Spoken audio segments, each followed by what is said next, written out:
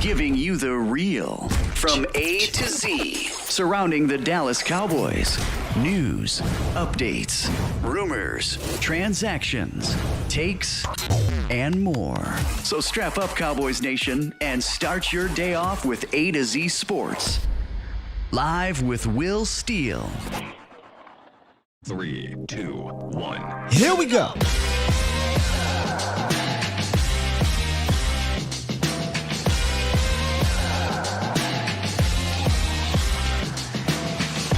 Good morning, good people. Welcome to A to Z Sports Live. Streaming live on YouTube, on Facebook.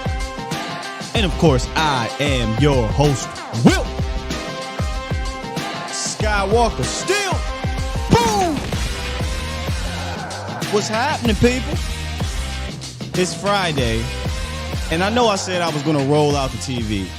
I kind of am, but I'm kind of not at the same time. I'll explain. We're going to go around the nation. We're going to hear from national writers. We're going to read from national writers, read from guys from the round table. I might get a little bit messy when it comes to it, but we'll take a look at some tweets and piece them all together. Mostly surrounding this here offensive line. So we'll have some fun with that, trying out something different here. We'll also get a little MPP appreciation tweet mixed in there. And then in our undrafted free agent spotlight, I got a bit of a twist for that one as well. So stick around for that. And of course, you can call in if you want. 351-999-3787 is a call-in line. Appreciate y'all for being here. Bomb Squad. Bomb Squad! Now, I know I said I was going to be on Vacha's show yesterday, and that was the plan. So I'm on my way back home. I leave the establishment that I was at, and I come outside, and, I noticed that my situation is not what it once was. Long story short, there was a hit and run situation that happened yesterday, and I tried to get that together, right? Man, Dallas police ain't shit. Let me tell you about that. I'm still dealing with that, by the way. After the show today, I will be still dealing with that, so we won't be that long. Now, I put together a show that might tend to go a little long, but it shouldn't be that long. Nonetheless, I had a little hit and run situation happen yesterday. The person took off, and we got the camera footage, but they can't release it to me. The police got to get involved, insurances, and all this other thing. So I wasn't able to come on to the show yesterday. But I should be good to go next week, y'all. But I'm good to go. I saw a lot of people was like, hey, it was Sky, pray for Sky. I'm fine. Like, there's nothing wrong with me. It's just my car is jacked up, and I got to get to the bottom of that. For anybody that's been involved in those type of situations, y'all know how that is. It's very, very annoying. But you can always hit up. We'll save it for later. Better call Saul. Nah, but seriously, cock confirm if you need any of that. And we'll get our guy B on the horn a little bit later today. So, I'm straight. I'm good to go. But that was a bit of an annoying situation. Nonetheless, here we are. I'm here today. We'll get this together. I do have to call them back a little bit later. I got a meeting with them to figure all this out. So I won't be as long. Nonetheless, we here, and let's get this thing started, Cowboys Nation. It's time! It's time! It's time! It's time. It's time. It is time for. It's time for the morning roundup. Round 'em up, boys.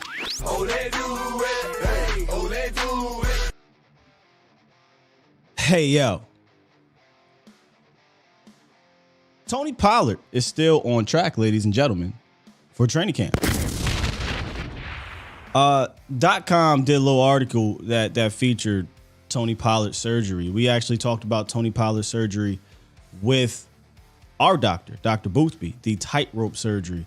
And they explained it a little bit further in detail if you want to go on their website and check it out as well. But one thing that I learned during this whole situation was that Tua Tagovailoa had the same surgery back in 2019 during the Alabama season in 2019, and he's fine. So, if you needed some example to ease your mind on Tony Pollard, there's one.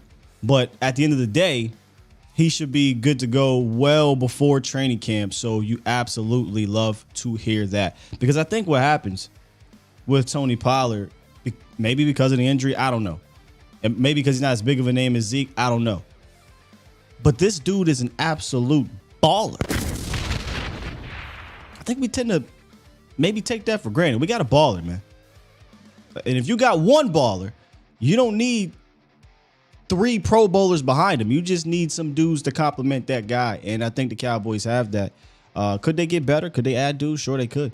But Tony Pollard healthy, man, we're talking about a Pro Bowl player. Not a Pro Bowl but reserve or popularity. No. Like, he plays like a Pro Bowl player. So TP's on track. You love to hear it. Today's undrafted free agent spotlight features one Tyrus Wheat out of Mississippi State. There's a little background on Tyrus Wheat. Played some outside linebacker and safety in high school. Did get some offers, but ended up having to go to JUCO. I'm not really sure of those reasonings. Most of the time, it's either something that happened in high school or grades or something like that. Nonetheless, he went to JUCO for a few seasons as a box safety. He stood out there and got a ton of offers for Power 5 schools, eventually committed to Mississippi State. Finished his career at Mississippi State, 129 tackles, 27 tackles for loss, 18 and a half sacks, and 3 interceptions. So when Voch sent me the film on Wheat, I wasn't able to get to it right away. It was a bunch of that other drama going on. Oh, but when I did, this dude is interesting.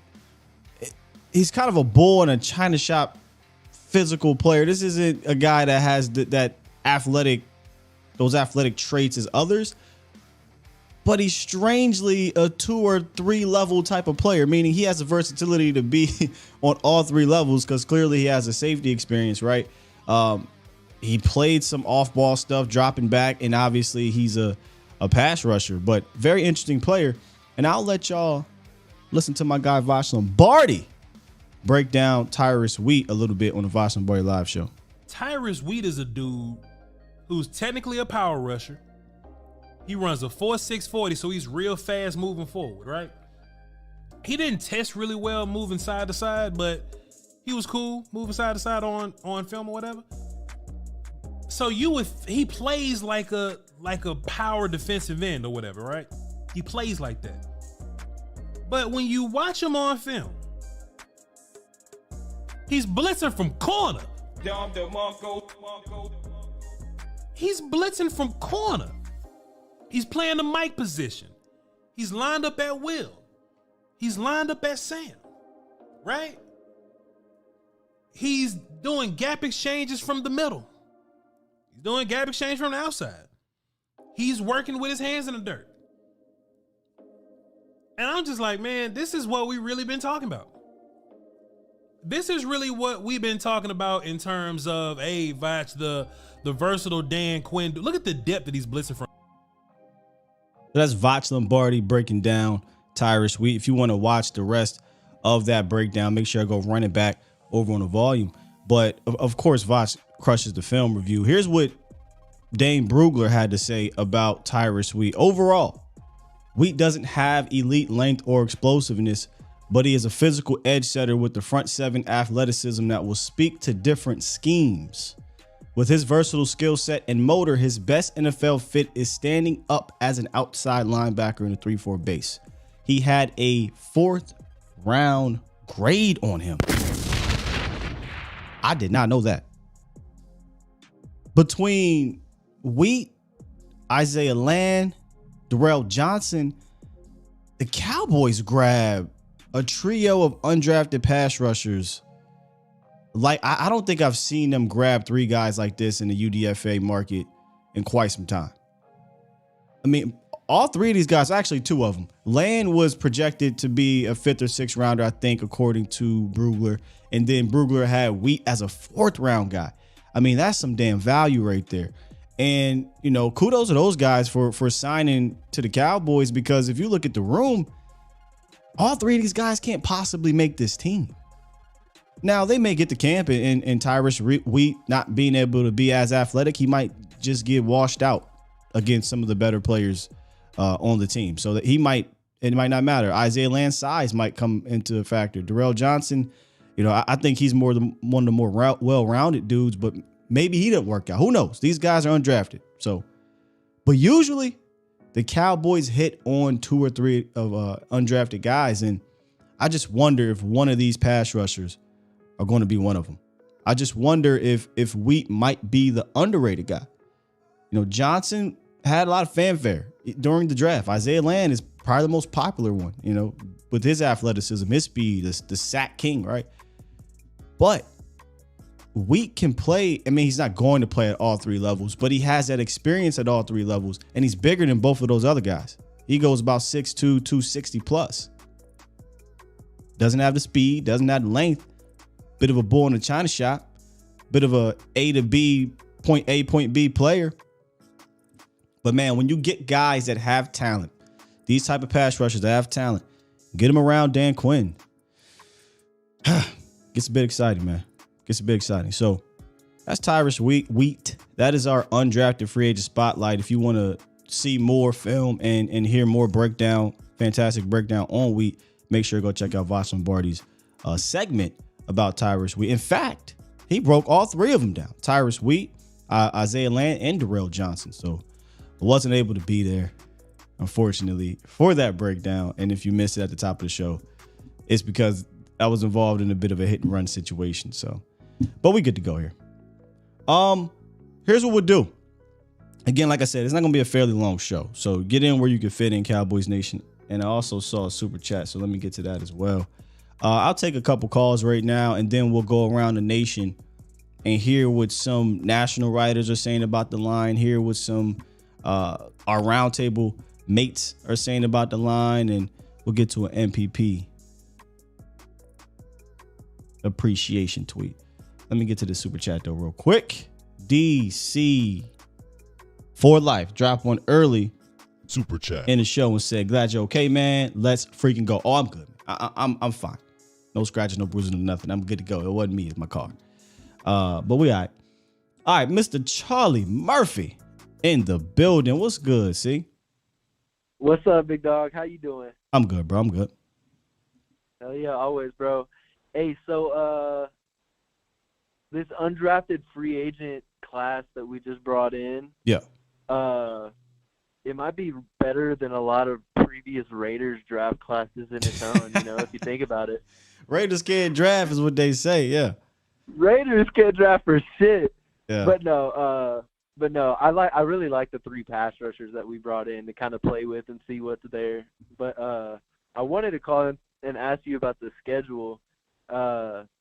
It's hard in the beginning, it's all right in the middle, and then it's hard at the end. Like, I think the ending of it being such a tough stretch, will set us up to be a really, really either confident or really broken team heading into the playoffs. Because I do think, regardless, we do make the playoffs. I think we're a top 3 team in the NFC, but I think the ending really sets up a super, super confident, put-together team or a really confused and unconfident team going in, if that makes any sense. No, I see what you're saying. I actually welcome it. I welcome it, man. Trust me, I do too. Yeah, I've seen too many seasons where, we've kind of just coasted, or we didn't handle the adversity at the end of the year well, and it told us a lot about the team heading into the playoffs.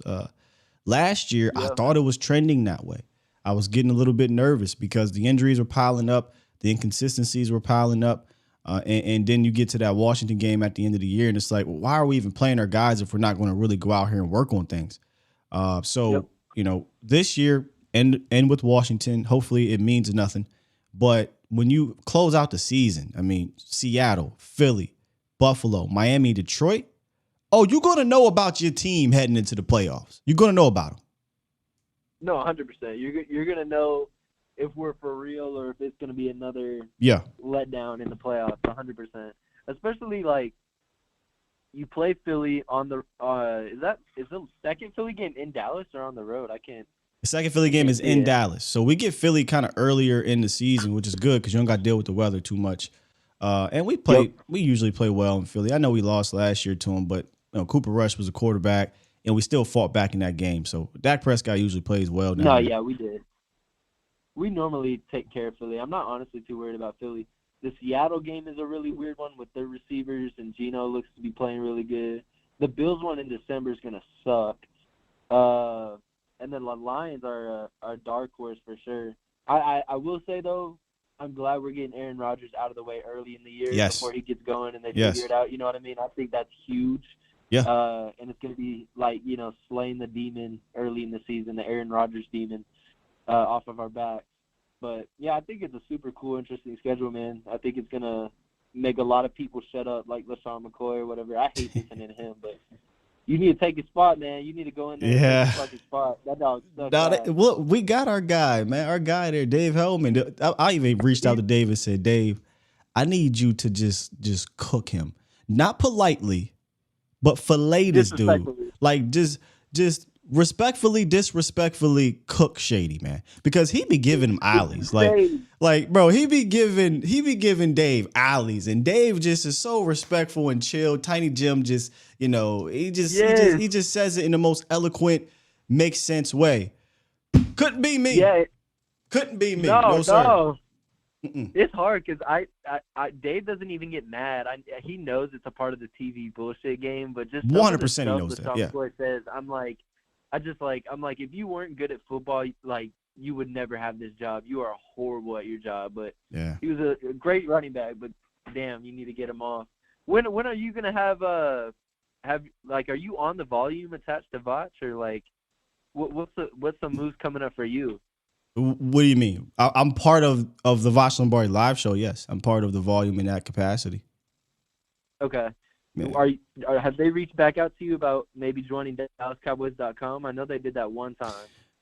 Yeah. I interviewed for the position down there, which was a surreal moment for me. But contractually, it just can't work out. That's why that couldn't work out there. But we were trying to get a little bit of a collab situation going on, but it just .com's not with it. Hey, yeah, I feel you, man. Yeah. Well, I won't take too much more of your time, bro, but I appreciate you talking to me always, Yes, man. sir. Always a fantastic call, Charlie. Appreciate you, man. Yes, sir. Love you. Salute. Good stuff. Yeah, look, man. The schedule, I like the schedule. I know it's a tough schedule, but I don't want to go through this situation and we're just getting layups and get to the playoffs, go against a good team, and now, you're getting filleted. Nah, give me a tough schedule, because that'll tell me what we are heading into the playoffs. Even if you only go 11-6, 10-7, as long as those 10 or 11 games are against some of those top opponents, look, you can feel good about yourself going into the playoffs. If you finish on that, I don't want to go 10-7. That's too many damn losses. I don't want to deal with all that. But I'm not running from a tough schedule. Not doing it. Yeah, look. Couldn't be me, man. I look, every time I see Shady just disrespecting a take that Dave has, I'm like, I pick up my phone. Dave, if you don't just cook him. Embarrass him. He's already embarrassing himself, but embarrass him. It's right there for you, man. He's just giving you the opportunity. See, I know Dave understands it's TV. But nah, he legitimately has these ill will feelings towards this organization and that quarterback. Don't let him fool you on TV, because he don't talk like that about nobody else. There is something in him, whether it's him being an Eagle or whatever, but there's something in him that he just can't stand that guy. I'd cook him. Couldn't be me. All right, let's no more callers for the time being. Let's go around the nation, man. Don, appreciate that, Don. Appreciate that. He said, that's awesome, man. Not only to get the interview, but stand on your ground on what works for you. What was that? Yeah, that was a very, very surreal moment for me, man. For those who don't know, and maybe, like I said, this will get explained in the story at some point, but Derek Eagleton is a guy that for years I looked up to over there at .com, and it'd be like, sit down and talk with Derek. And man, it was wild. It's pretty wild, man. It's pretty wild. All right, let's go around the nation here. Let's talk about this Cowboys offensive line. I don't want to be messy, so I won't start. I'm going to get messy. I ain't going to lie to you. I'm going to get messy a little bit. Yesterday, I happened to be on Twitter, and I was just clicking around everything, and I was seeing different takes on what's happening around the Cowboys offensive line. And I started piecing it all together, and I'm like, man, I kind of want to present this to the nation and see how they feel about this offensive line shuffle or rankings or starters or whatever you want to call it. But before we get into the specific tweets and the specific takes on the offensive line, there's a writer named Mike Clay. His name Mike Clay? Yeah, Mike Clay. He ranked the 2023 offensive line units heading into the season. Look, I'm surprised outsiders had them this high. I'm wondering if y'all do. But when you really think about it, I don't know that it's a terrible ranking. So he has the Cowboys as the 6th ranked offensive line. He has Tyron Smith, Tyler Smith, Tyler Biadasz, Zach Martin, Terrence Steele. 6. Before we move on to the next tweet, how do you feel about that rank? Is that too high, too low, or just about right? See, when people do exercises like this and they put the entire offensive line out there for all teams and you see it, I think this is good because it gives you a perspective. And I think it's just about right, which is, when you think about it, as much as we talk about one specific position on the line, as much as we talk about a specific player who may not be available, when you just look at what it is and not think about potential injuries and things like that, it is fair to say Tyron, Tyler, Terrence, Zach is one of the top 10 offensive lines in the league. This is about right to me. Too high, too low, or just about right from Mike Clay ranking this offensive line. Years past, you might have, say 2 years ago, right, where Terrence Steele was a rookie or something. Tyron was out. We didn't know what Tyler Biadasz was. Left guard was always up and down. This line would rank way lower. Tyler has formed into a stable guy. Tyler Biadasz, a stable center. Went to the Pro Bowl. I think he might rank as one of the better centers in the NFC now. Zach Martin. Terrence Steele has elevated himself. Tyron Smith, healthy, is not a bad player. It's the health issue. And then Tyler Smith, man. I think it's just about right to me. How y'all feel? A lot of y'all seem just about right. Let's get to the next tweet, because this is where things start to get a little funny. My guy, Flister the King, shout out to the bro. He said, I'm glad Brian Broad has said it. Right now, Cowboys tackle rankings: Terrence Steele, Tyler Smith, Tyron Smith.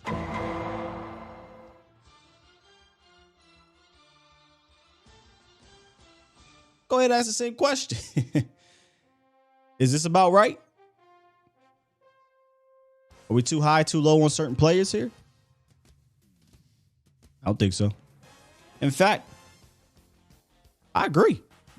I think Terrence Steele, man, is like that. And before I move on, I'm going to go a step further about Terrence Steele. I'm going to go a step further. Today, that's going to be today's hot take, presented by Hattie B's Hot Chicken. No conversation about the best Nashville-style hot chicken is complete without a serious mention of Hattie B's Hot Chicken. They opened up a new fire location downtown Dallas, Deep Ellum. Make sure y'all check it out. Y'all know I've been there many a times doing our shows, and they have varying levels of heat to kick off your lunch or your evening dinner. So do me a favor, y'all. Use the link in the description, create a free Hattie B's rewards account, and receive a $10 gift card. It's that easy. Click the link, sign up for free. You get $10. Let me know you did it. Appreciate you. So, my Hattie B's hot take. Terrence Steele in 2023, after an ACL injury, yep, I'm going to say this, will make his first Pro Bowl appearance. Not because he was voted, because he was popular. Not because he got a third hand-me-down. Not because he was a reserve or alternate or nothing like that. He will be what we call here a lot, a Pro Bowl player. I already thought Terrence Steele was trending towards that. I did. He's already one of the best run blocking. Take that back. One of the most dominant run blocking offensive linemen, right tackles, whatever you want to call it, in the National Football League. And from a pass blocking standpoint, his arrow's pointing up. I don't know if people realize that. I think we kind of assume that, just because he run blocks, he's not good at pass blocking. No, like Terrence Steele is getting better and better and better as a pass blocking right tackle. Think about where he was in 2020 when he gave up 9 sacks as a rookie. He gave up like 50 pressures. He went from 9 sacks and 50 pressures to 1 sack and 20 pressures. And it's not like, these are just made up. Go watch.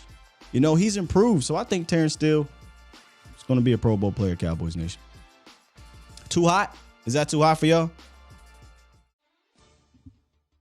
Yes, my cousin B is going to be a Pro Bowl player, man. I think he on his way. All right, so get back to this thread here. This kind of messy situation I'm putting together. My apologies to all those catching strays here. But Foot say, hey, I'm glad Brian Broad has said it right now. Cowboys tackle rankings: Terrence Steele, Tyler Smith, Tyron Smith.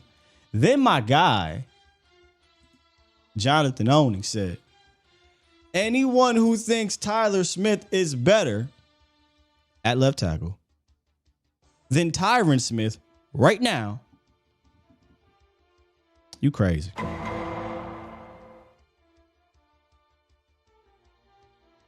The reason why I wanted to bring this up is because I think I know what John is saying. And if you go scroll down, you see it right here. He says, look, man, Tyler Smith far exceeded others' expectations last year, but folks are acting like he was a top 10 left tackle in the league. He's not there yet.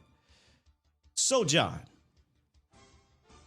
I think people are including multiple things. Like, there's context to this.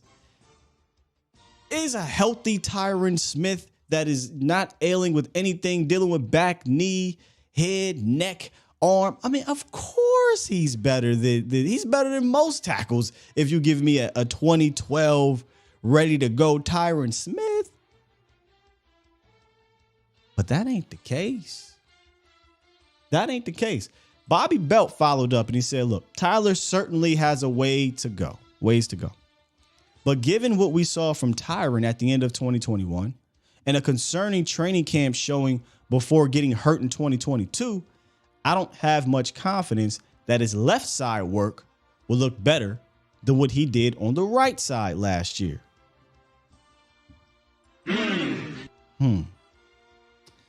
You do got to go back a little bit. Let's just not even go back to 2021. Let's talk about training camp. Training camp, you started to see, these injuries are okay. These injuries are getting to Tyron a little bit. I think it was the Denver camp or the LA camp. One of those two, he was having a rough go about it, right? And I will admit, I was like, he's just getting right. He's getting himself together. He'll be fine. And then you see Tyron go through these stints where, boom, he's good to go. He looks fine. He didn't quite look like the old Tyron. He looked like an old Tyron, but enough to where you can be fine at left tackle. But you said, man, I hate seeing him wear that damn leg brace on his arm. I hate to see him kind of, you can see the physical pain on Tyron Smith, but he's playing through it because he's a veteran. That's what he does.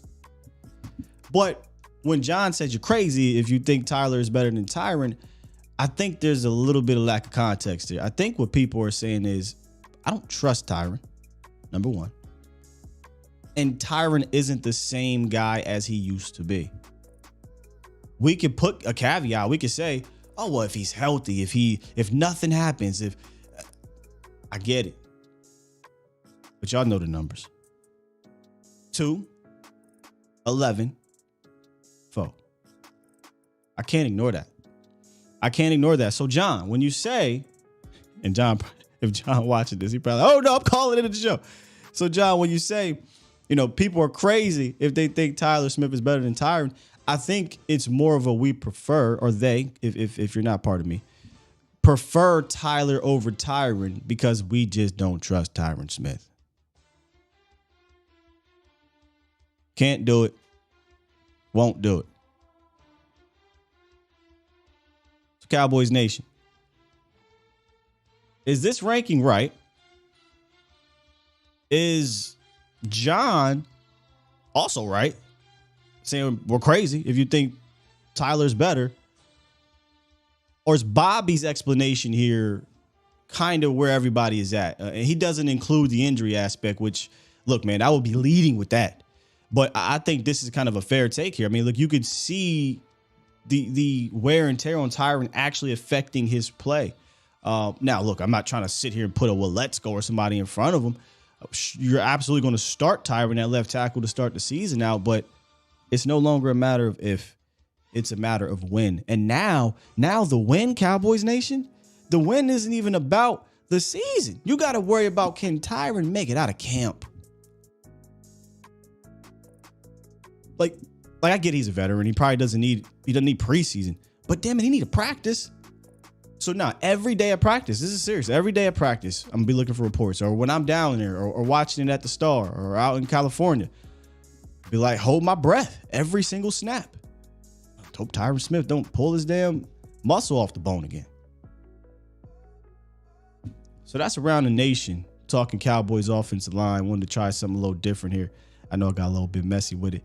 But I just happened to stumble across all these tweets when it was happening, and I kind of wanted to collectively put them together. I might do that a little bit more throughout the offseason as things get a little bit slow.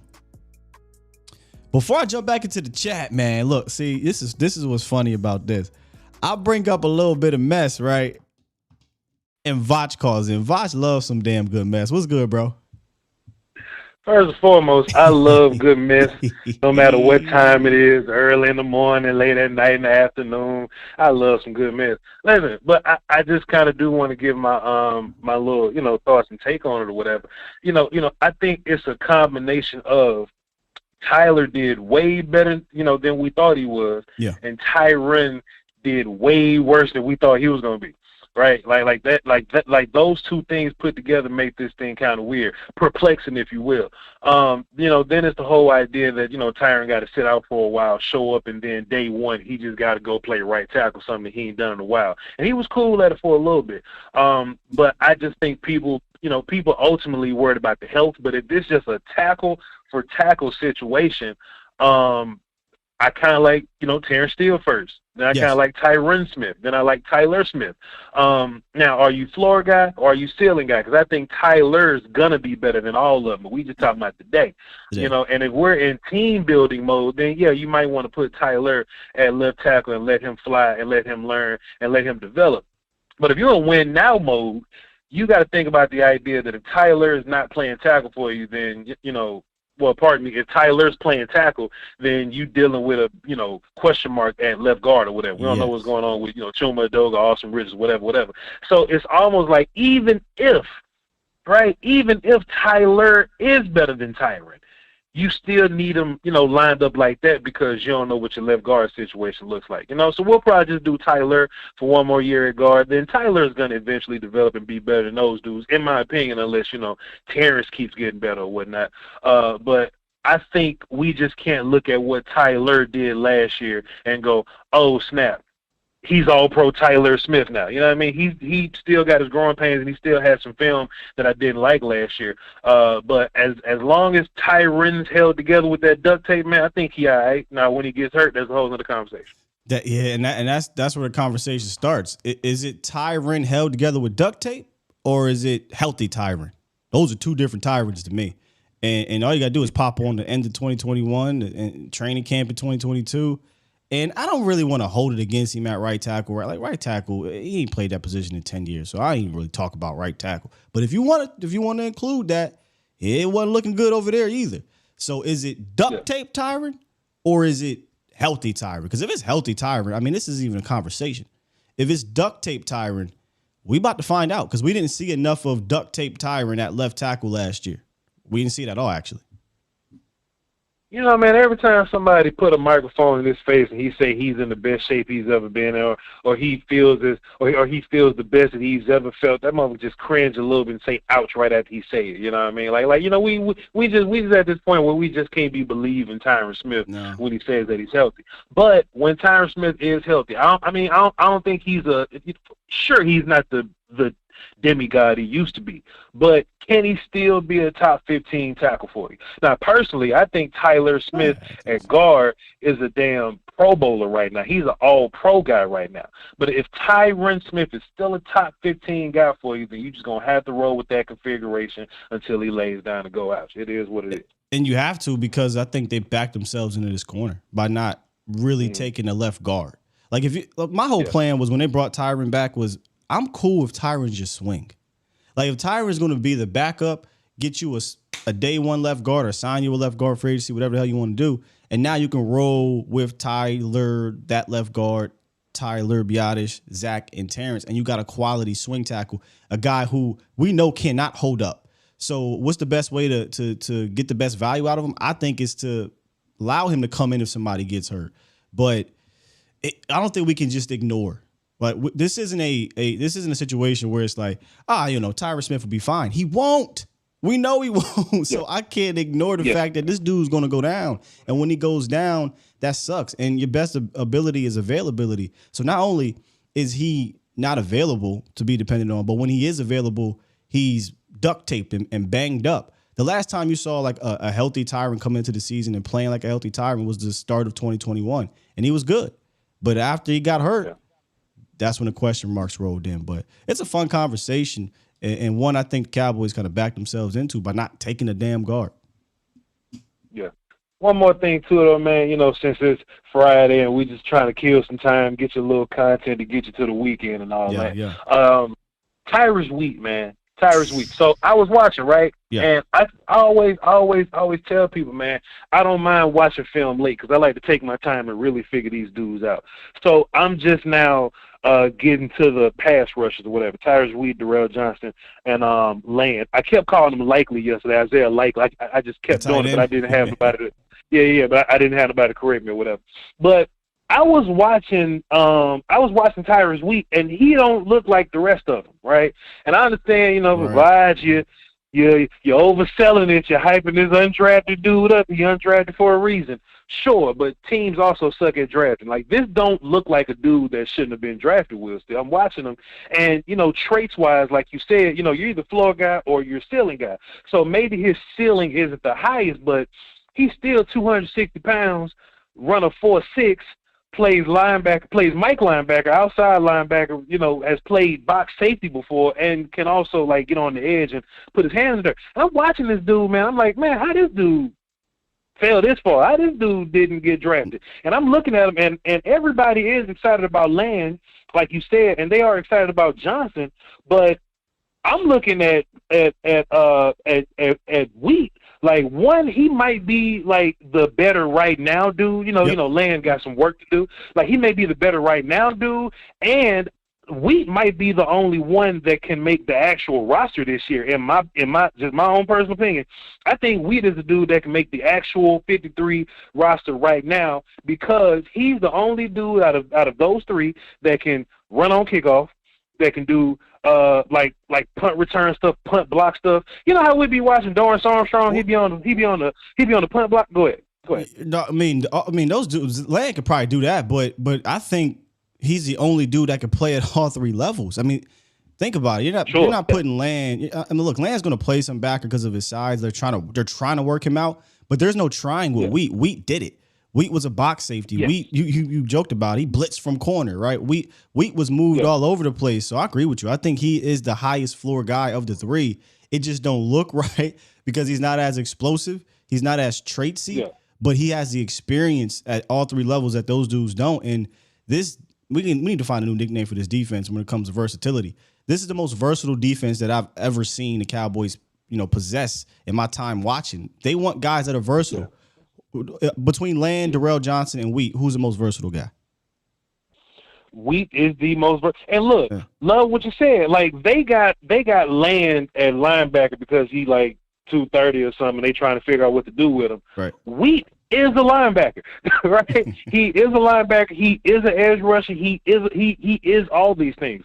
So yeah, he may not have the upside as Land, but the whole thing about upside and the reason I'm not really ceiling guy is you shooting the dice in the bathroom as upside guy. Yeah, Land could be these things, but Land could not be these things also.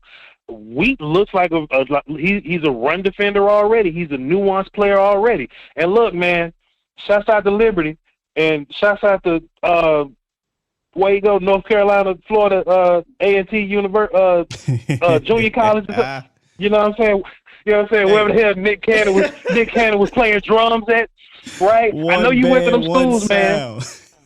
But boy, competition is different than them. It's just a little different. I look at Wheat. He did what he did in the SEC. That is pro football light. So if I got to bank on a dude, I'm banking on Wheat. So as you're talking about Wheat, as I'm watching Wheat, as we're studying Wheat, and I see Dane Brugler, right? Dane Brugler said 4th round grade. In my head, I'm looking at the tape. I'm looking at what he can do. I'm looking at the versatility. How did Viliami Fehoko get drafted over this guy? Teams just like they do. SEC, you know what I'm saying? Teams just like they do. Like if you listen to everybody talk about Junior Fehoko, they thought he was going to be a dude that would go later, but he was drafted higher. Right. So it's strange how they thought we would be drafted higher, but he went undrafted. That's just how it is. Yeah, but the reason why I bring that up is because, you talk about a versatility guy in Fehoko who wants to do some 3-tech things. Right. I mean, this dude, you can move him all over the field. And it's not like, well, Sky, he went undrafted, so yada, yada, yada. Well, there are experienced and respected analysts that thought he would go in the early day 3. And for whatever reason, he didn't. I don't know if there's a gun under the seat situation with him or what, but I think it's surprising that somebody regarded as a day 3 guy, 4th round guy, doesn't even get drafted, who has success at the SEC and has experience on level 1, level 2, and level 3 of the defense. You just don't see a guy like that just completely going drafted out of the SEC, bro. That's crazy. Yeah, it's crazy, man. We're going to see in camp. But listen, man, got to run. Just wanted to get a little bit of content. Appreciate you. Love you, bro. Nobody's allowed to miss shows but you. Peace, man. God. Love you, fan. Peace. Of course, that is the great Vach Lombardi, and I have to say this now, of the Volume Network. I was watching KJM in the morning, and they brought on, was it Mannix? I think they brought on Mann. I think that's his name. And they announced his name, and then they said from, I want to say The Athletic, I'm not sure, my bad. And then it was like, in the Volume Network. I'm like, oh, let's go. Let's go, man. One day at a time. One day at a time. All right, let's get a couple more callers up in here. 334. What it is, what it do? What's going on, Sky, man? How you doing, brother? I'm good. How you? I'm all right. Man, you had me weak, man. Duct tape tiring. Oh, my God. I'm not a fan of duct tape tiring. I did not, man. Duct tape tiring. First off, man, I want to show love to you and Vox, man. Man, y'all bring that fire, though. So, man, appreciate it. The chemistry is just on point every time, man. Like, brother, man, it's like this off season. I don't know what I would have did without y'all, man. That's love. What y'all don't really know about that is we don't rehearse nothing. We literally we off air. We don't even talk Cowboys. We just talking regular life because we're real life good friends. And then we'll go on about 10, 15 minutes. We'll get not behind the green screen. We just start continuing to talk about life. Like, hey dog, you want a soft launch? You ready to go? And then we just go. It's very unique, man. And I don't take it for granted at all. I've never had a partner that I could vibe with like that in regards to sports. So yeah, I don't take it for granted at all, man. I can't wait to see y'all in the biggest platform, man, because man, it's just gonna be so new level for y'all, brother. Thanks, man. Appreciate it. What you got for the show? But yeah, the line, man, I love the line. And I do agree with Terrence Steele being the top tackle right now. Brother was doing his thing, and pretty much like in the if he would have stayed through the full season, I guarantee he would have made it to the Pro Bowl because he was tossing people. I mean, just tossing people on the run game. Like Right. Terrence Steele, like I could to see that little video he did. That struck a nerve, boy. That had me hyped. Telling you, But, bro. I think he could be a Pro Bowler, man, and not no fake Pro Bowler. Like I think Terrence Steele, No. like when it's all said and done, between his work ethic, right, between the traits that he has and the skills that he's developing, and having Duke in his hip pocket, bro, Terrence Steele might end this season as a household name. Like we're going to have to start talking about Terrence. Like we already do, but they going to have to start talking about Terrence Steele. I mean, when you take a step like this from your terrible season to the next, that's a jump. That's man. Come on, man. The future only bright.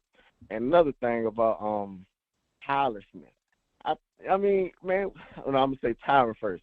Man, come on, man. Everybody loves Tyron, man. The man made his mark.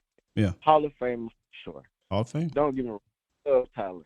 I mean Tyron, but Tyler, man, it's just his ceiling. He's young. His ceiling so huge. It's just the way he did. He did great. I mean, he ain't great, but he stood his own. I mean, you got people like Eric Johnson. And what can you do? Yeah, it was a rookie throwing. Look, you do have to grade his season on a curve, right? You do, because he didn't get a chance to think about this. Like, I know we're fans and we kind of ignore context a lot. We just want results, but the Bull did not have any snaps at left tackle in camp. I promise you. We actually talked about that with Pat Walker. It was all guard. They were working him at guard the whole time. Then he tweaks his ankle. Okay? Tweaks his ankle, misses the last game of preseason, and the season starts in 1 week. They say, Tyler, you got to play left tackle. So he gets a week to go out there to play left tackle, and he holds it down for the entire season. And then in the middle of the season, they say, hey, dog, Tyron's working his way back. We want to see what you got at left guard. Throw him into the left guard, does his thing at left guard, and, finishes the season with the most snaps on the line. Look, man, Tyler Smith, for what he did was fantastic. You just don't do that with rookies. You don't do that with rookies. You scar them. You don't do that with rookies. Come on. Like, man, I just can't. I guess I just can't wait to see, his future with the Cowboys. You know what I'm saying? That's why I just like him over there. Also, I feel like, also, let's remember, man, Tyron Smith's rookie year at right tackle was not great. Like, I think Tyler had a better rookie season, given everything, than Tyron. Now, look, I don't know if y'all remember that 2011 when he played right tackle. They had Doug at left tackle. That Tyron was rough a little bit over there. So I'm just saying. Oh yeah, I remember. but that's all I want to say. Oh, one more thing. Do we not talk about Malik Davis enough? I think we do. I think we give him. He's an RB3-4 guy, right? So I think we give him enough due. I mean, it's so hard. How much more can you talk about an RB3-4 type of dude than we do? I think we talk about him enough. Yeah. I mean, what more do you want us to say about it? You go ahead. You say it. I feel like the running back room will be a good room to watch this year, and I feel like when every opportunity Malik got, he took advantage of it. Sure. You know what I'm saying? And I feel like this might be a good coming out part for Malik Davis. I watched him at Florida. He wasn't no punk. Yeah, but he also wasn't that great at Florida either, though. Like he was one of the most unproductive backs, at Florida, which was weird. But he was in a committee as well, which is why he went undrafted. Like he didn't really show enough to get drafted at that position. But like in the NFL, it doesn't matter. If you're a running back and you come in and you show what you got and you prove yourself, you can get on a roster at that position. And he did. I actually like what he showed in the NFL in the few snaps more than what he did at Florida. So he's going to be in the running, man. He's going to be in the running for sure. Bomb ass show, man. I appreciate y'all, man. Good luck to you, man. God bless you, man. Have a good day. Appreciate Cowboy Nation, what's up? Salute. I think we give enough airtime to Malik. Now, once we start breaking down, once we get into our state of the unit, which is not until after minicamp, I believe. We'll dive into more Malik. We'll bring out the film and all those things. But look, man, everything you said, we've said here. When he got his chance to shine, he did a good job. He flashed. He should have got more tick in the playoffs, all that good stuff. And we'll see. Maybe we'll talk more about him once the camp gets here, preseason gets here, and he starts to shine a little bit more. But I'm comfortable rolling with the room. Look, if they don't sign another person at running back, and they wanted to enter the season with TP, Rojo, Malik, and Deuce, and they don't carry a fullback, I'm fine with that. If they want to go extra heavy there with the fullback, I'm fine with that. I think you can get by very well with that running back room, because it's going to matter more about what's in front of them in the play caller than those actual guys. They all have talent that complements each other, man. Let's not make the running back room more complicated than it needs to be. All right, before we go, or not go, before I get to the last caller, then go. We got to end this thing. When I say this thing, I mean the Around the Nation. Here we go. On my guy Baldy. So Baldy, you need to find somebody that loves you as much as Baldy loves Micah Parsons. I just happen to randomly see this. It's like Baldy just out of nowhere. He'll just drop the MPP, a Micah Parsons problem tweet, and you just got to stop and watch. So here's Baldy talking about Micah Parsons against the 49ers. Take a look at the formation. Debo in a power pistol with Juice and Purdy. Mike is checking it out. Now let's watch him. Let's watch this play and watch how quickly he reads this. Like he reads this thing to Debo right now. Purdy's got nowhere to go. Odigizua is a benefactor. You get a sack because of it. Now you watch him right here. Watch him slap Kittle to the ground. Now, here comes a bootleg. Watch him put this left foot in the ground. Mike is a problem. Right there. Watch him come out of this thing. Like, this is where he's different than everybody. Watch him come out and now go chase. Man. Deron Bland had a chance for interception. A lot of chances for interceptions. Watch the hustle here. This play starts at the 8. Purdy's on the move. Micah gets a hit on him at the 25. 3rd and 8, they're kicking a field goal. And then you watch this here. Off the ball linebacker. Watch how quickly he deciphers this play. Like, he doesn't even wait for the fake. He's gone. The speed shows up everywhere. Down goes Debo. On 2nd and 8, they pick up 7. And then you watch this right here. Like this, like just slap Kittle, hump McGlinchey. Oh, my God. And put a hit on Purdy. Hold on, man. And there's that ball. Man, then you watch this. We're so lucky, man. Like this, like just slap Kittle, hump McGlinchey, and put a hit on Purdy. And there's that ball just floating in the middle of the field. Somehow those balls got to get intercepted. Man, how lucky are we, yo? It's the best goddamn, I almost said football. He might be, but it's the best goddamn defensive player in the league. I'm not exaggerating, man.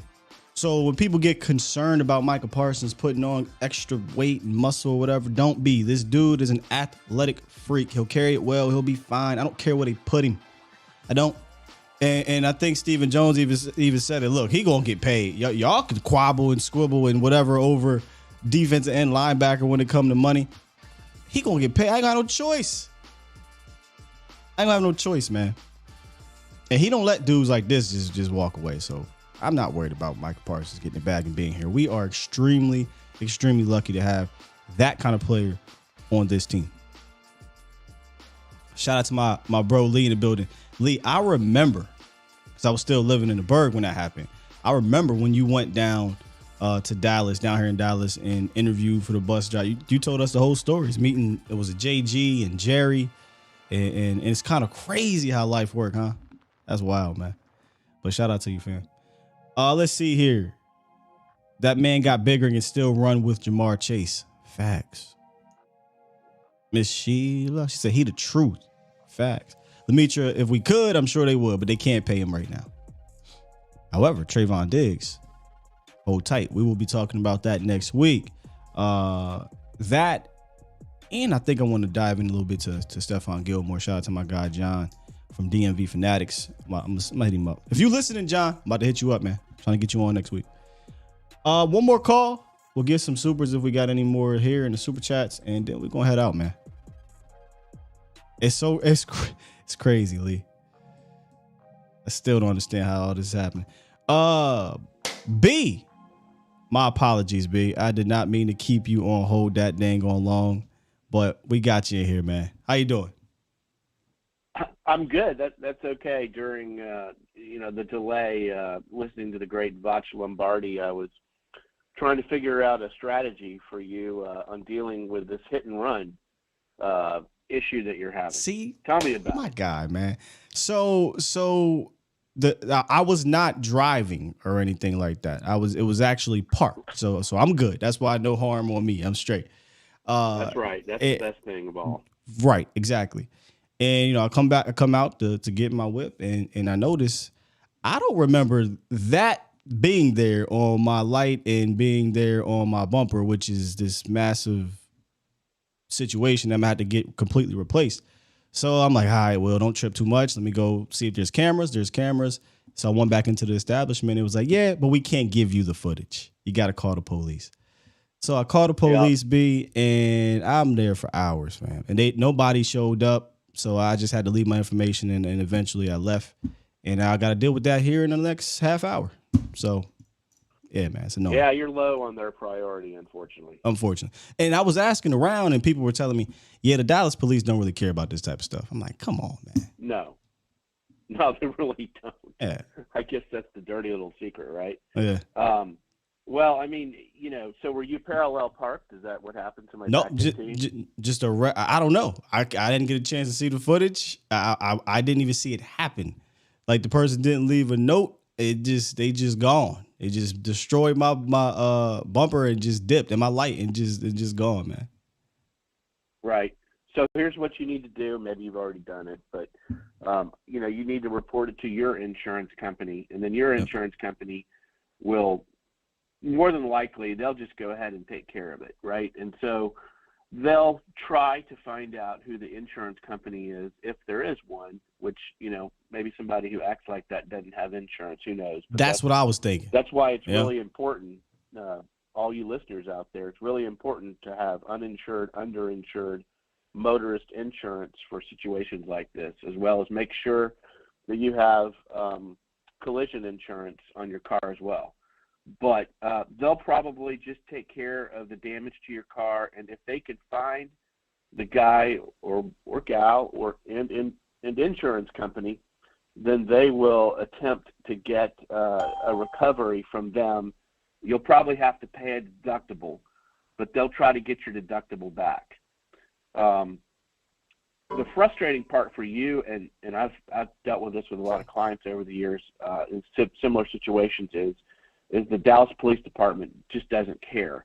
You're not going to get, help from them, the video, et cetera, anytime soon enough to take care of your car. So just let that process play out. As frustrating as it is, just let the insurance company take care of it and put you, back on your way. And then hopefully on the back end, they'll get your deductible back and make you whole. But I hear you, man. I'm just glad that you weren't in there and glad you weren't injured. I appreciate it, B. And this is what's so dope about having Brian come on from the Cochran firm, y'all. Like, we can get this, because look, it might seem like common sense to a lot of people, but there might be young drivers out there that or drivers who have never had any of this happen to them. So, I don't take any of this for granted either, man. Appreciate that, Brian.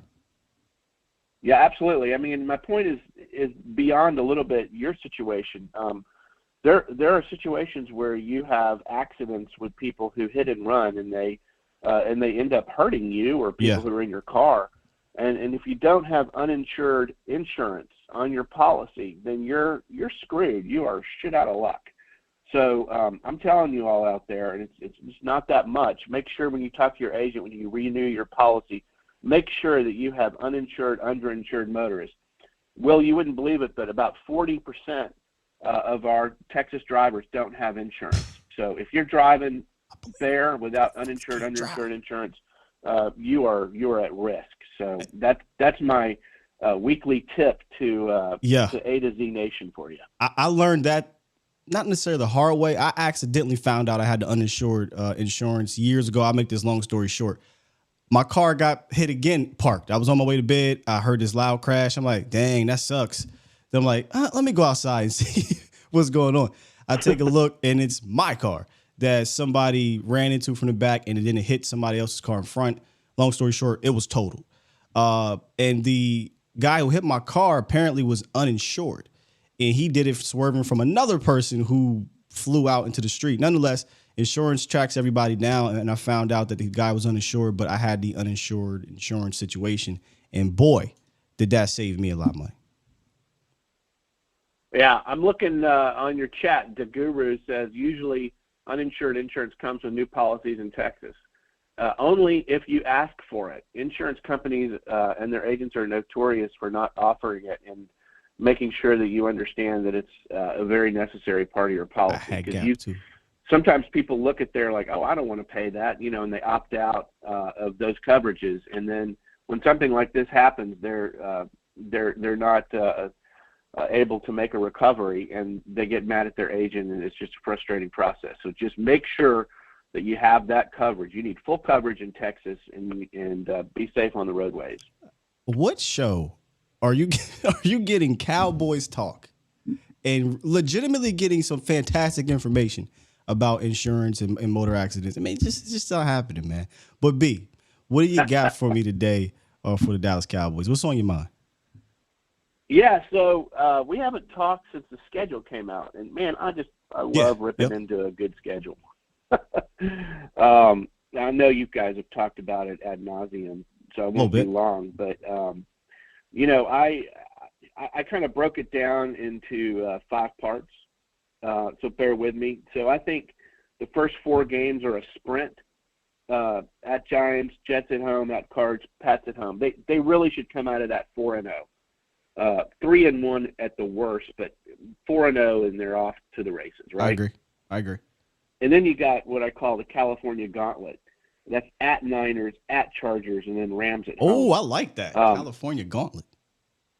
I tell you what, at Niners, at Chargers, I will take 1-1 all day long and move on. That's fair. Those are going to be tough games.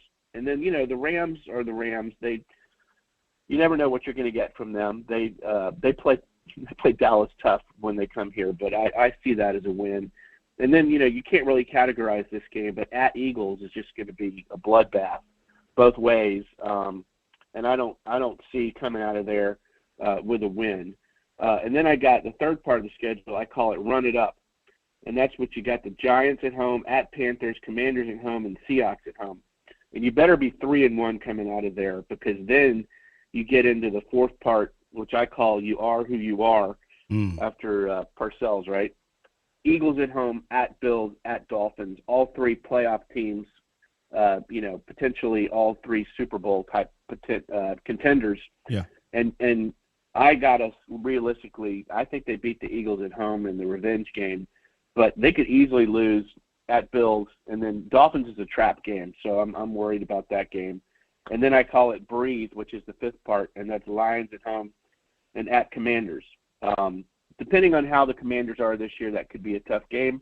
But I got us at 12-5, and I may be drinking the Kool-Aid, but you know me.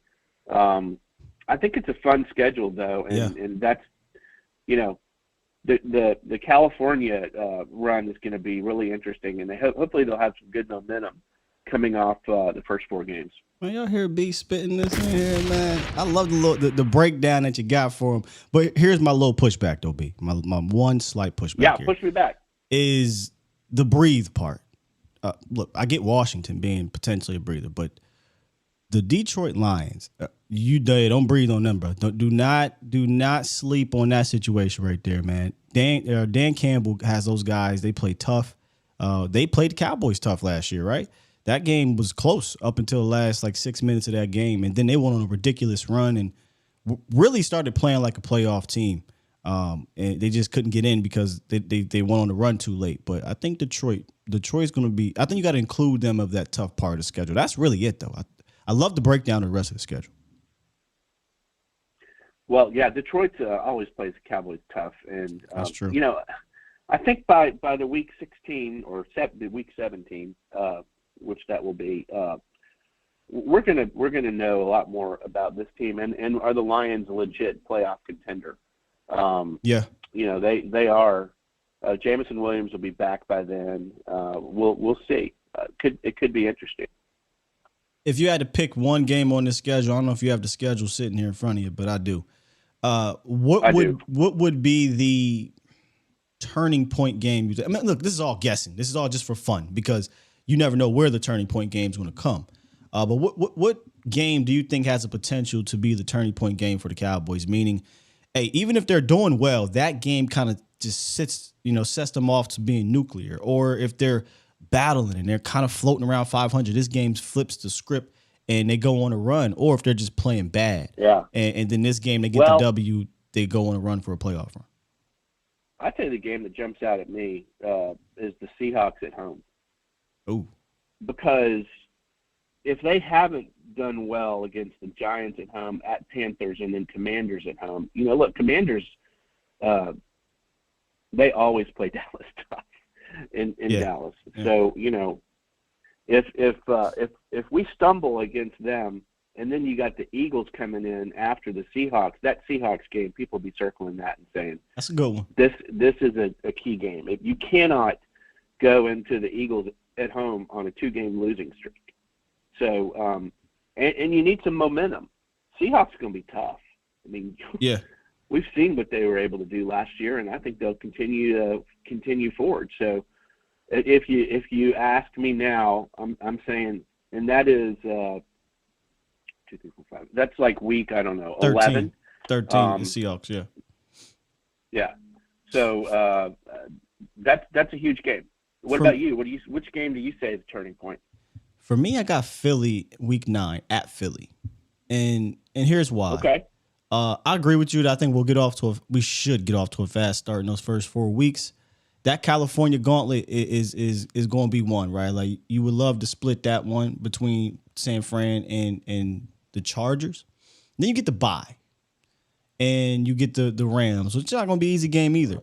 So even if they're struggling at that point, that Philly game could be a turning point. If they're doing well at that point, that Philly game could be the one that just kind of vaults them in to the top of the conference or what have you. Or if they're trying to figure themselves out, that Philly game could flip the script because it's at Philly. If everybody's healthy and everything goes right, you'll finally get a Dak Prescott versus Jalen Hurts, both playing on the same field.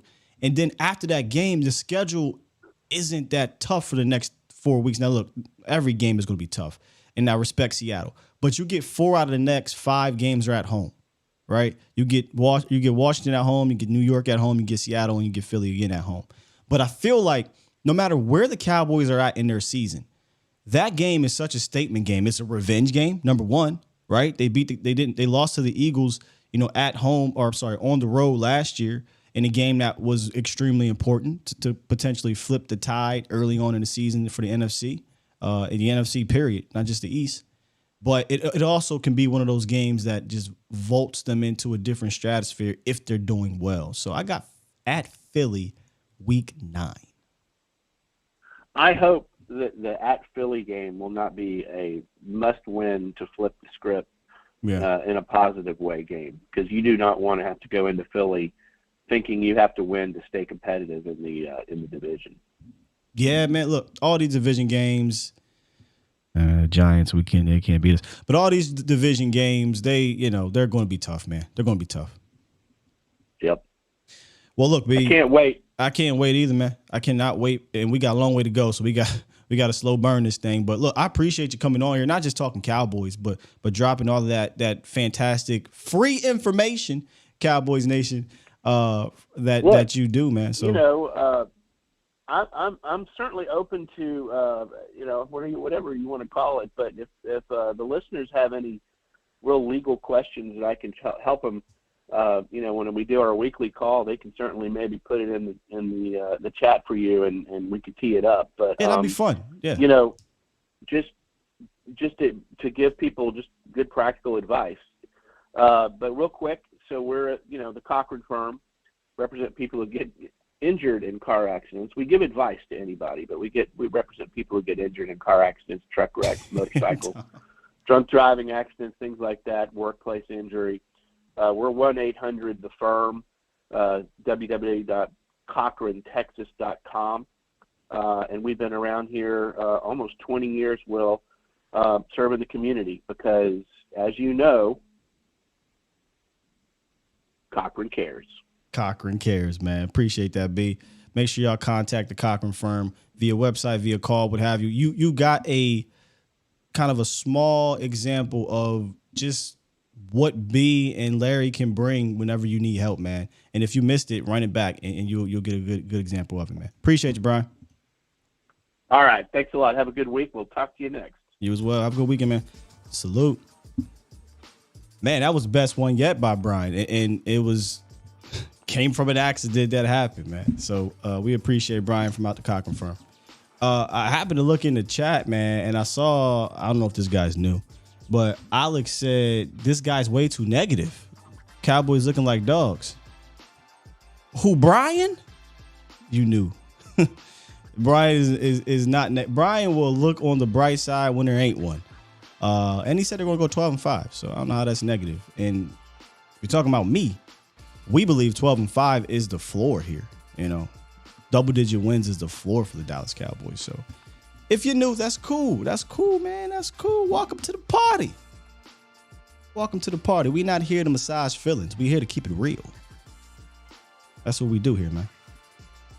Oh, DMV. I saw yeah, the glass is always full, says B. Appreciate it. I saw your breakdown of Stephon Gilmore. So I want to bring you on next week to talk about that, man. Man, you did a hell of a job. If y'all want to go check that out, please do. Man, it gets me excited. We were talking about Stephon Gilmore the other day in passing. And I know we traded for him months ago, so that's kind of died down. But it's a huge deal. It is a huge deal. And when you go watch how you broke that down against the Eagles, by the way, he was matched up against the Eagles. It'll give you a visual representation of what he can bring to this team, right? And what it can do to this pass rush, man. What it can do for Diggs and the safeties and whatever. But I just wanted to bring you on here, man, so you can talk your talk to the nation. So I hit you up on Twitter. We'll wrap. That'll do it for the calls. Conference has been locked, so we're going to get to these super chats. And we're on fantastic time. Always, CFO. Always. Context matters, man. I started this journey with that because I didn't think we were getting our fair share of it. But as you do this more and more and more, you learn to make sure you're balanced in your approach. Because we still fans. And that's just, I don't think people understand. It's hard not to just be Skittles and rainbows with every single thing. But that's not what I want to do to y'all. So sometimes it takes some tough talking. It takes some things you don't want to hear about your team or a player or what have you. Yes, DMV did a breakdown on YouTube. Shout out to Chris. We don't wipe them 304s. He dropped one. Super chat. He said, if Tyler plays left guard, would you go after a left tackle? Would you go after a left tackle or left guard to cover for a Tyron injury? You're a great dude, bro. Have a nice weekend. Shout out to Toxic. Appreciate you, Chris. Thank you so much. If Tyler plays left guard, would you go after a left tackle or left guard to cover Tyron? Well, he's going to play left guard. That's a good question. Let me put this in Cowboys' mind frame. I think they feel like Waletzko is a guy that they're looking to step up. We got to see it with Waletzko. If Waletzko steps up, that's your swing tackle. They like Edoga, whatever. So I think Edoga's a fine backup. So if Tyler is your left guard, Edoga's a fine backup. But what if when Tyron goes down, how long is that going to be? Is it 12 games we're going to get Edoga at left guard? Then I think you do have to revisit potentially signing, trading, whatever for a guard to back up. But if we're being completely honest, man, the depth is a mess. It's a mess in the sense of it's jumbled. We don't know. Maybe Dozier's a beast. Maybe Austin Richards comes in and day one, he's a fantastic player. Maybe let's go, but it's too many damn maybes. That's what makes it a mess. Like, it's not trying to shit on the players. It's just that, bro, the way they attacked it this year creates so many question marks that can't possibly be answered until they put the pads on and get down there in camp. So it all depends, Chris. Good question. It could be the left tackle if let's go is terrible. It could be left guard if these guards don't step it up. So kind of a TBD. And then, come on, Shaq. Super chat. Never pull out Shaq. It's crazy. Never pull out Shaq. Drop one said, great performance yesterday on The Volume. So I did go back and watch that segment. Hilarious segment, by the way. That's why you can't miss shows. Yes, I know I missed the show, but I didn't miss the show. I was still there, and I was there in spirit too. But that segment was hilarious, so make sure you go run that back too. Yeah, Oscar, you missed a good one, Oscar. You missed a good one. So that'll do it for the super chats, the phone lines, and for today's show. If you missed it, what we did is we went around the nation via, my mouse ain't working, via Twitter. And it's pretty cool. We took a collective opinions on the offensive line, and we kind of just went around Twitter and looked at them. And we started off with Mike Clay. He ranked the Cowboys offensive line. And then we went to Foots's tweet where he talked about ranking the top tackles, and that parlayed into John saying, What's wrong with y'all? You niggas are crazy.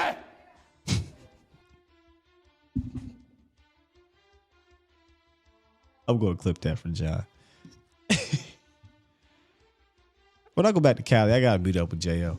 And then we parlayed that into Bobby Belt's counterpoint on Tyron Smith. And we close it out with our guy, Baldy. You know, Baldy, look, find you somebody that loves you as much as Brian Baldinger loves Micah Parsons, boy. Find you somebody like that. So I had fun with this. I want to actually try this again. If y'all know me, I'm all about trying to relay this information as fresh as possible, as different as possible. I'm constantly trying to get better at this thing. Been at it for the last 3 or 4 years, and it's never a day I'm not thinking about how to make this better for y'all, so that as you're tuning in, there's entertainment to it, but there's fresh and informative information at the same damn time. So if you enjoyed today's show, which was kind of on a fly type situation, please do me a favor, hit the like button. Only if you enjoyed it. I'm not asking you to always hit it. If you like it, you like it. If you don't, you don't. If you're new here, Alex, maybe you just popped in. You don't know what's happening, but you like the vibe. You see the chat, which is a show in of itself. I'm telling y'all, the chat's a show in of itself, and you want to be a part of it. You know what I mean? The Bomb Squad, you got to subscribe. If you're one who just chill, you know, I'm not in the chat, I'm not calling, but I love this vibe. I see you too. I appreciate that as well. Your view matters. Thank you. No show today. It's Friday, so we do not have a primetime show. There will not be a Vosh Lombardi live show. He might drop a video, I'm not sure. But all good. I believe we'll have a clip from the scientific method being dropped today for you guys. With that said, Alex just dropped one. Appreciate you, man. All love. I didn't know if he was new, man. I just, you know, sometimes people jump in here and they catch it at the wrong time. Look, if you ever catch that so on the volume at the wrong time, you might be like, what the hell is this? But sometimes you might catch me in here going ham on somebody like, damn, Sky, like, but that ain't the case. I'm just giving my opinion, and that's that. But appreciate you, Alex. Let me go ahead, hit this button and get up out of here, because I got to call these insurance people. And that's the other thing that's dope about this show. We get the doctors on here, right? You know, when injuries happen. We get guys like Brian from the Cocker firm on here. And you really get real life information, man. It's not just like, oh, we're going to commercial break. And you know, there's a jingle trying to, you know, get you to buy their product. Nah, it's not that case, man. We really we really go at this thing 110%, man. And we couldn't do it without y'all, so I appreciate that. I'm gonna hit this button and shut up. Exactly, L. I never get angry. Talk about it. Well, here's the secret, L.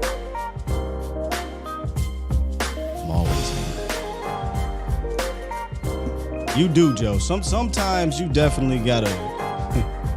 You definitely do. Appreciate that, TC. Y'all have a great weekend. Y'all be safe and be kind. Love y'all. Peace.